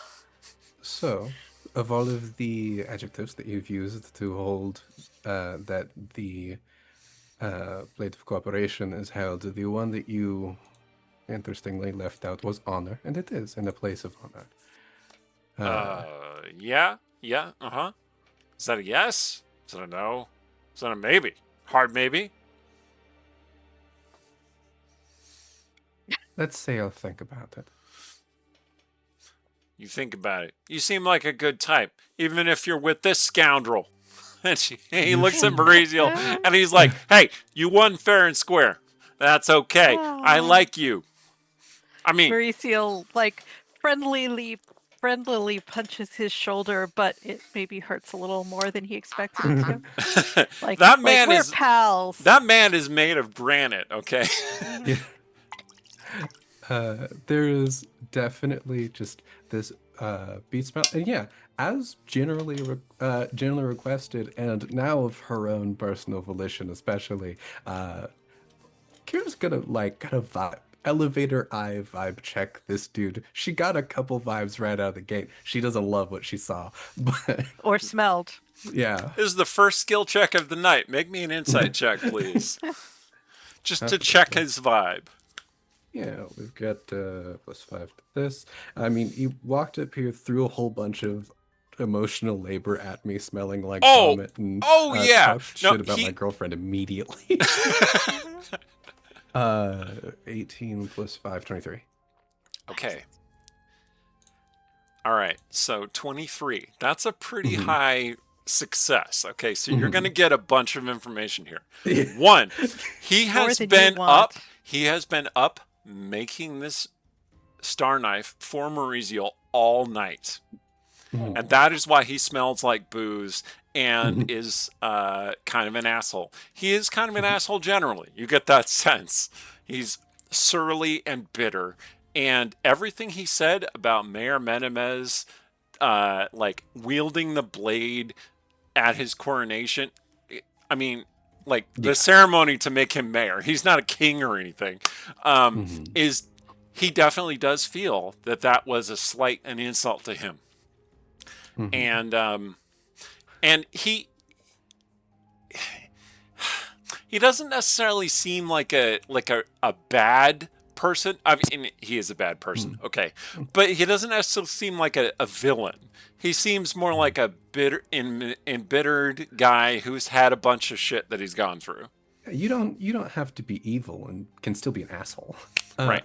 He might be evil aligned, but lowercase evil. Yeah. There I think there's she takes his measure, finds him wanting. Yep. But, Definitely. But there is a spark of something potentially redemptive about him. Yeah, I think there is this beat of she sees how much of this is motivated by pain, loss, and a desire to prove oneself. Perfect. And but is also in this moment personally motivated by people need to stop shit talking my girlfriend right in front of me. You also got the sense that his shit talking of Maurizio was partly out of respect. Yeah, because she did beat him in a knife throwing contest, and he does respect skill and strength. Yeah, but So there is it was a little bit negging, but he's like, oh, she's attached. Okay, fine. And she did kind of spin his loss into, but you're the real winner because you get to, you get the admiration of the night. You get the sense that flattering his ego might be the way to get him to do things. Exactly. Yeah. He is a toxic man. That's what he is. Okay. And giving him all the winnings, made him still win. I mean, despite the fact that I'm basically using free money to pay for his labor, I am paying for and respecting his labor, which is what he wants to be known for more than for his really bad knife throwing, maybe. Yeah. You do get the sense that he's probably hostile toward everyone he interacts with, strangers particularly, but he knows Maurizio, and he has some reason to grudgingly respect Maurizio. Yeah. I think there is definitely like the beat of like looking him up and down and then. All right. Well, it is good that you've spent as much time as you did. Your dedication to ensuring the swift turnaround of this work. That is good work. Is appreciated. Thanks. Not everyone acknowledges my work. Appreciate you. You're an outsider to Otari, so you probably don't know. Most people don't like me. And I don't make it easy for people to like me. So... there's sort of like a... That's the most self-aware thing he is ever going to say. Right there. Interesting flex. Okay. I'm really tired in the morning and probably was working through a bunch of self-loathing. He was so sweet to stop the heavy emo music that he was using to work through the night while we got here. Linkin Park blasting in the background. And just the brief nod and a turn towards Maurizio with eyes of like, I'm not talking to this man anymore. And will give a slight bow of her head and a step out of the forge itself. Yeah. Mauricio will take the blade from him and inspect it, and it really is cool. Yeah, I mean, yeah, it's a very finely crafted blade, yes. This is one of the cooler knives she's ever seen. She's not sure quite how she's going to affix it to her outfit, but she'll figure it out because this will get a lot of use. So far, there has not been an author's note, but there is an author's note here. Your author, dear reader, is obviously a fan of star knives, and I wanted to make sure that there are 2 star knives in this particular adventure, because certain portraiture of your author has depicted her wielding a star knife with a circular hilt. That is not strictly accurate, but my editor tells me that I'm running out of words, so I better not describe the whole thing. Back to the action. This is an excellent blade. Thank you so much for working through the night on this so that I can take it into that, what would I call it? Den of horrors. Of abominations. That vault of abominations. Anyway, Right? Maurizio, make a persuasion check, please. Ooh. There is a poll in the chat to determine what Carman Rajani's work soundtrack is. The options being Limp Bizkit, Linkin Park, Papa Roach, Dropkick Murphys, and Celine Dion. So Love it. please make your votes now. That was a no 12. Evanescence? No Evanescence. Missed I opportunity. thought I was 100% sure, but seeing one of those options, nope. Okay. With the 12, Carman nods. He seems, not like overwhelmingly charmed by your display of praise for his work, but like he nods respectfully. He says, "Good. I hope it serves you well. I don't get many opportunities to make good quality blades for killing. Anything other than trees. So I hope you use that blade to kill some of those abominations." Well, when I can afford it, I will definitely be coming back to you for more. You want another one of those? Well, we'll see. We'll see what I need next. But you do good work. I'm happy to bring money to people who do good work. All right. Well, you come back later, and I might have some ideas for improving that blade. We'll see. Okay. It's a deal. You're not a bad one, Mauriziel.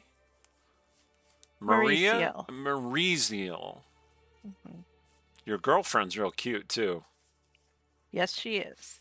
Yes, she is. You have a good one, Mauriziel. You too. Unlikely. He goes back to pounding on the anvil. Well, so happy to get out of there. Yeah.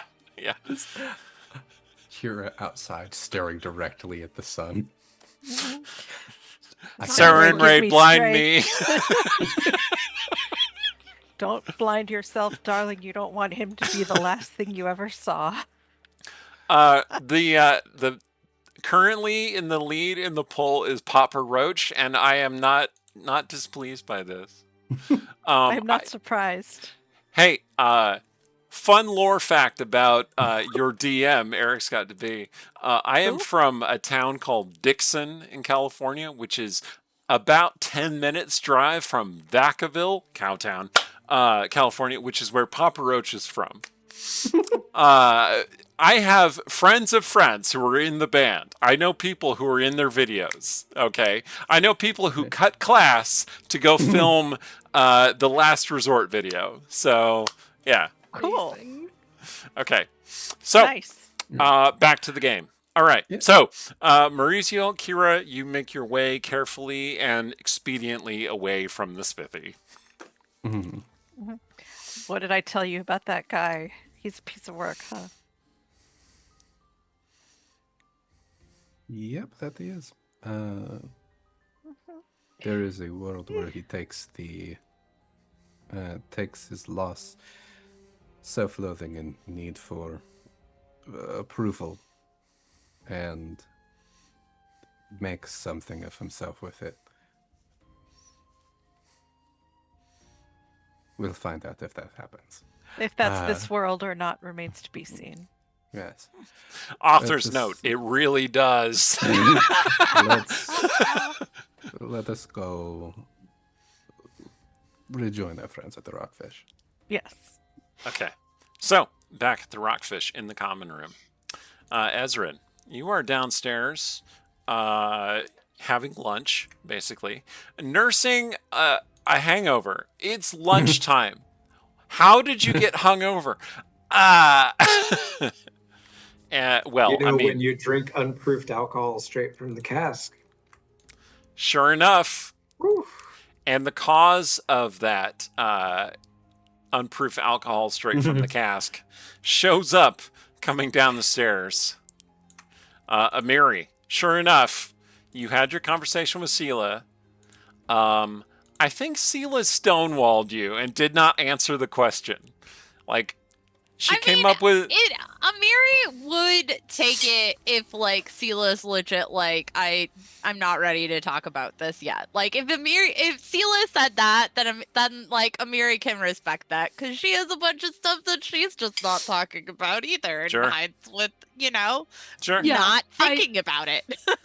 Yeah, I think it definitely went, Sela turns around, looks at Amiri, and again, there's just that long stretch of quiet as she's having this internal battle where finally she's like, I don't think I'm ready to talk about this right now, but how about this? When I am, I promise it will be to you first. All right. Yeah. In the meantime, though, do one nice thing for yourself. Just one. Just one thing, just for you. Like, be selfish a little bit. Okay, well, here's me being selfish. Get the hell out so I can clean up. But you're cleaning. I slept on a floor last night. It's been a while. Miri, like, grabs her knife out of the door, puts it back, just Goomba stomps down the stairs. All right. Oh, hey, Dusty, what's up? Sure enough, Ezrin, you were reading and you were having lunch, and then Amiri shows up, the loudest person you have ever met. To be clear, I was trying to read, but my head is splitting, and I'm hoping that whatever. I mean, the innkeeper makes good food, but You are on your second bowl of Brilda stew, yes. yeah, we're going for carbs and fat here. Hang on. If you're going through that, like, my people have a cure for this. Give me 1 second. And she, Is the cure ruffles bringing around. the volume down just a hair? Yeah, just hang on a second. Don't worry. And she, rustles around You said in her yes, furs. but you kept being loud. She rustles around in her furs and she pulls out another flask. And then she, hawks one back and spits in it. And then puts the thing back on and shakes it up. And then she hands it to Ezra. Here, it'll cure it. An old Six-Bear Clan village recipe. Is it alchemy? Why did you spit in it? That's what makes it work. It's Ezra the casts personal detect touch. magic on that. No, I'm kidding. Insight check. It is So definitely not magical. Yes. But the vibes, man. The vibes. Oh, wait. Insight Okay, check. wait, Amiri hey, seems legitimately convinced this God. is a hangover cure. I'll make you a deal. Uh-huh. I kind of need to concentrate. I'll take a swig of this Mm-hmm. if you sit and listen for we don't have watches, whatever, for a quarter inch of this candle. Deal? Okay. But if you speak, then well, no, never mind. I was going to say then you're going to have to drink it, but I don't know if that's it. Anyway, and he takes a swig. What happened? Okay. So, this is a mixture, more alcohol, and also some sort of fantasy version of speed. Oh, God. Ezrin, make a Constitution And saving throw, also- please. And also, I don't know, something vaguely minty, and, so that way you have that fresh bath feeling, and then spit. So just to It be worked. clear, I got a 20. oh my god. So So you this is- feel incredibly relaxed, refreshed, and have minty breath. It worked. Suddenly Ezra An wonders if he Everclear has meth D&D cocktail. ADHD. Correct. The only way it would work is if you got a DC 20 or higher. And you did. So again, remarkably relaxed, refreshed, focused, and with minty fresh breath. Okay, but question. Uh-huh. It's still a stimulant. Does it actually Yeah. make him okay? Oh, yeah. I'm gonna say like the alcohol gets it so it's not hyper focus blah, blah, blah, blah, but in that when you have the ADHD and you lock into I am the Matrix, I am I have a clear thought and I have to keep going because I know exactly what it is, and as soon as I stop talking, I'm gonna completely forget exactly what I've just said. Mechanically Do you speaking, you remember have my a 2-year-long like embroidery project of hyper-focused insanity? Yeah, I think I know what you're talking about. Let's go. mechanically speaking, you have a bonus action that you must Bonus, spend on bonus. dashing or making a perception check or making some kind of knowledge check. Yes. Got it. Okay. Cool. You ready? You ready? Yeah, Here let's we go. Let's Here we go. Here we go. Okay, Let's go. So, Amiri, I've been having these thoughts and I've been reading all of my books, and like I've been reading that book like in the dungeon. It really like unlocked this new understanding of magic for me, and like, and I realized that like I've got like a path, I've got like a thing I've got to choose, and I could do like there's so much that I could do, and I really want to protect people, but like maybe the best way to protect people is to like kill bad things, but maybe the best way to protect people is to just protect people. But what if I just knew what was coming, and that way I could avoid anything that's bad, and then isn't that the best way to protect people? And I don't know, but I thought that because you're a fighter, like you kill things, like you know what's tactical in battle, and so I really want you to know what should I do next. Okay.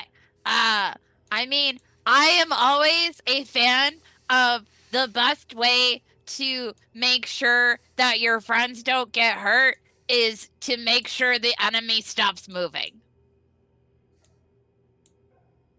Okay, but do you make them stop moving by like knowing what they're going to do and like getting ahead of them ahead of time, or do you like freeze them in place, or do you make them stop moving because they're dead? I use a really big sword. Well, I know that's what you do, but I'm on the battlefield with you, and so you're really good at making people dead. Okay. So, like, how could I best help you make people dead, but also keep you from getting Oh, hurt and help them from oh, getting I hurt see and what keep you're me alive, saying. and then how we could do like tactics. We're talking about tactics, darling. I wanted like I want to make a strategy with you about how we support each other on the battlefield and everyone else, and like what we're doing. So, like, what should I do? Let me think. Okay. So like, let's see.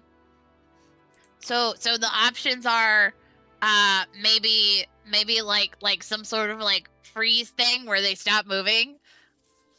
Being able to predict what they're gonna do before they do it. Protect, anticipate, kill, or misdirect. Okay. What does misdirect look like in the context of magic? Who is misdirect, and is she single? Sorry. I don't know. She wouldn't say. I mean, I think Amiri is misdirect. Illusions, you know, like making things that aren't there, like tricking people, like no, that sounds lame. Okay. So we're ruling that one out. Okay. So kill, protect, okay, anticipate. Okay. Kill, protect, anticipate. Kill, protect, anticipate. Okay. I feel anticipate, like protect, kill.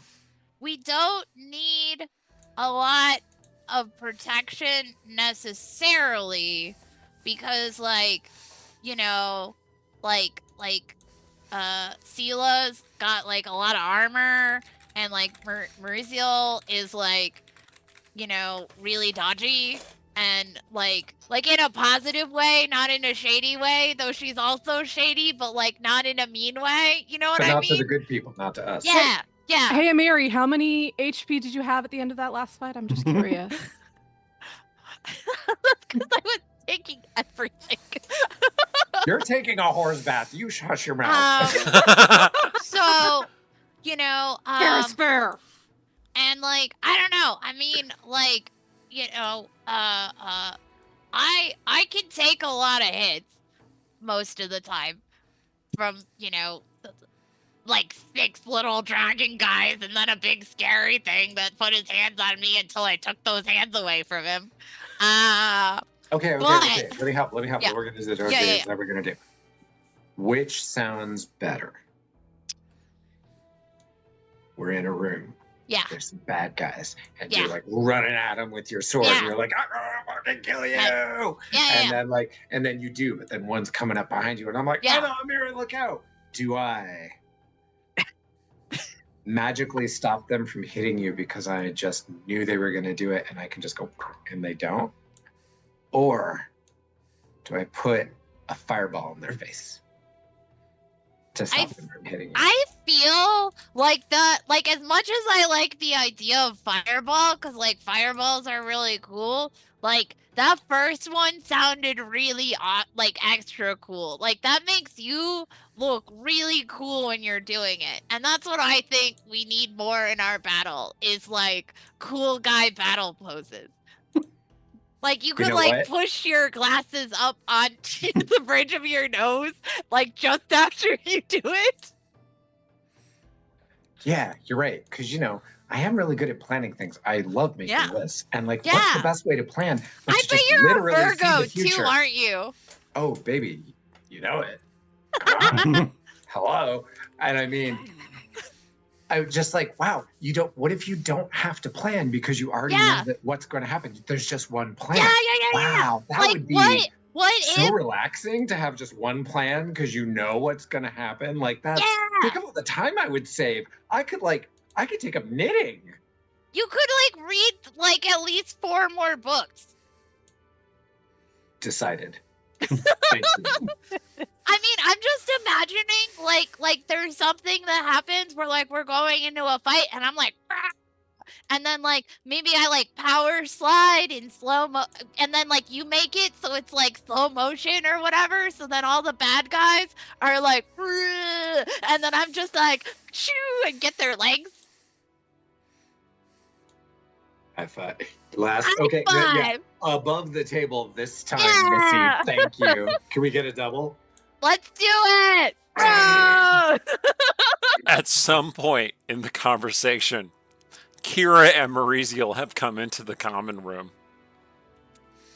And you're just watching this unfold. Kira starts to move toward them, and I'm like, let's wait.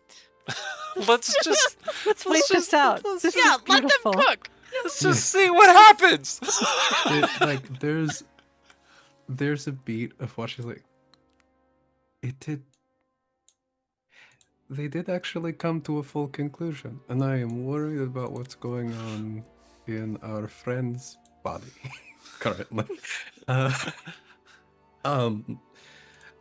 so she kind of like sits back, waits until like a decision is made, and then we'll kind of poke Maria's of like, now can I work for it? Yes. Now we can join them. It will not say. Besides, if we need fire, I can raise the dawn. It will come to a point where I can raise the dawn in any enclosed space. Then we'll have really awesome backlighting. Yeah. It is more of a, as you said, fireball in their face. More of a forward lighting. Yeah. Either way will look really cool. It is nice to see that you are both together, upright at least. Hey, why wouldn't I be upright? You should really have some of this. Actually, you shouldn't have any of this, Maurizio. You got to try this. Yeah, it's the Six Bears Six Bears clan hangover cure. She drinks the weirdest things, and I don't know why I said yes, but I'm so happy that I did. It feels amazing. Remember when we talked about coffee? This is so much better than coffee. You're gonna have like the best dreams tonight. My dear friend, do you remember what I said about you trusting me to not poison you? Yes. I trust you to not poison me. Am I wise? I'm fine. Yeah. Okay. Are you saying I'd poison? No. I mean, she poisons herself, but I assume she's not gonna. Well, but wait, she did give me the. Oh. You see my point. I need to. Anticipating the future. I need to get on that. Sela, it has been impossible to meditate with all that racket going on downstairs. And you arrive belatedly. Does someone need a cure poison thing happening right about now? That's an 18 plus 2, so it's a 20. An unnatural 20. Maurizio takes a very careful sip. with a little I know what I'm doing look to Kira. There's just like there's the beat of like, I mean, I don't want to look like a teetotaler, but what are you all doing? Look, Sela is perfectly happy to have a drink with the bros all the time, but she recognizes that as one of Amiri's flasks and one of the that's not even the normal flask, so I can only assume it's very intense, and so there is very much like is this gonna be a lay on hands moment? Do I need to be prepared for this? Like No, it's awesome. Like again, with enough sleep, we're probably good. with your dirty 20, you feel relaxed, refreshed, focused, and have minty fresh breath. Mercia will take the flask and take out a cup from a like a little like shot glass tiny cup and go to pour a little bit of it into the cup and do a sleight of hand thing and actually pour from a flask up her sleeve. Can I do a deception roll for that, or do I just get it for free? Make a deception roll. Yeah, All let's right, see come how on, this dice, goes. don't fail me. Ah, that's a 23. Yeah, it goes off without a hitch. And that I present to Kira with a wink.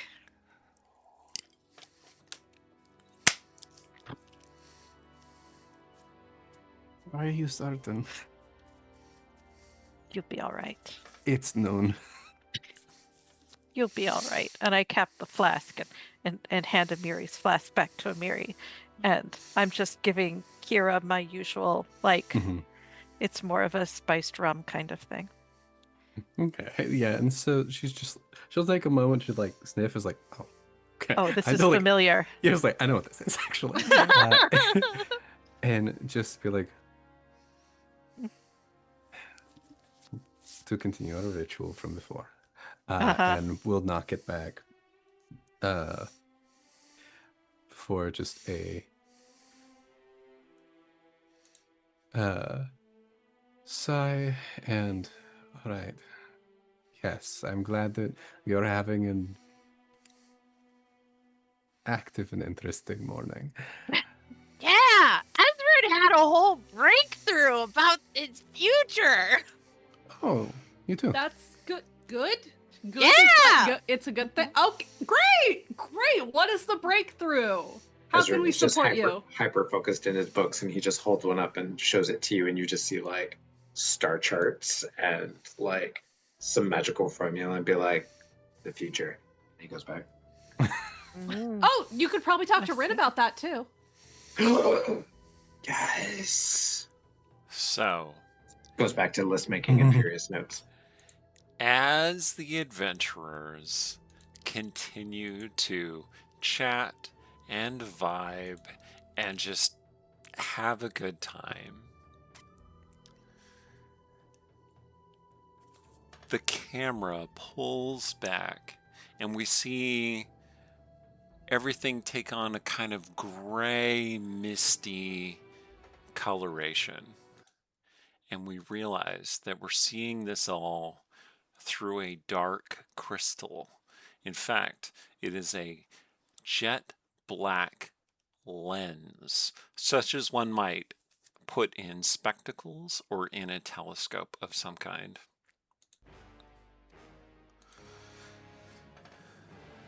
Oh, this is fine. And a woman made of blue light is scrutinizing the black lens, thinking to her, and she says to herself, "No, my mistress, I do not think they will be a threat.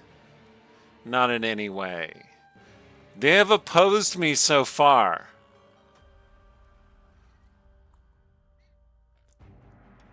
But they shall not thwart our efforts.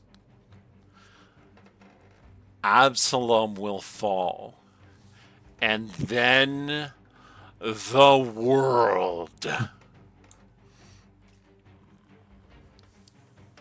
Evil laugh.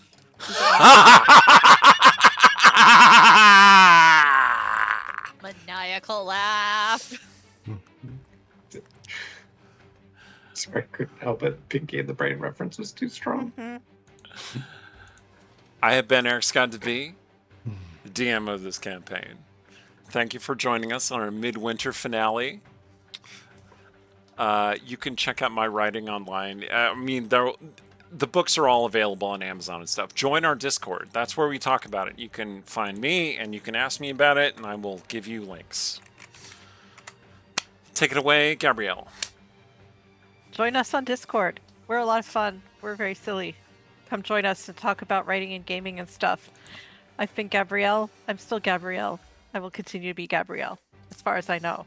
I have been Mauricio, your iconic rogue. And take it away, Sela. I'm Kelsey. I was playing Sela tonight, who definitely is not working through her own stuff internally. She's fine. I don't know what you're talking about. Anyway, you can find me on Instagram at Antique Cypher, and also on the Discord. I pop in occasionally, usually when I have a slow moment in my breaks at work. Take it away, Jen. Hello, I'm Jen. I go by Savage Sparrow on the internet. SavageSparrow.com is my awesome website for nerdy apparel and accessories. Patreon.com/SavageSparrow for my artwork. Tonight was the iconic Baybarian Amiri. I had a lot of fun getting the party to take the horrible substances that Amiri carries on her person.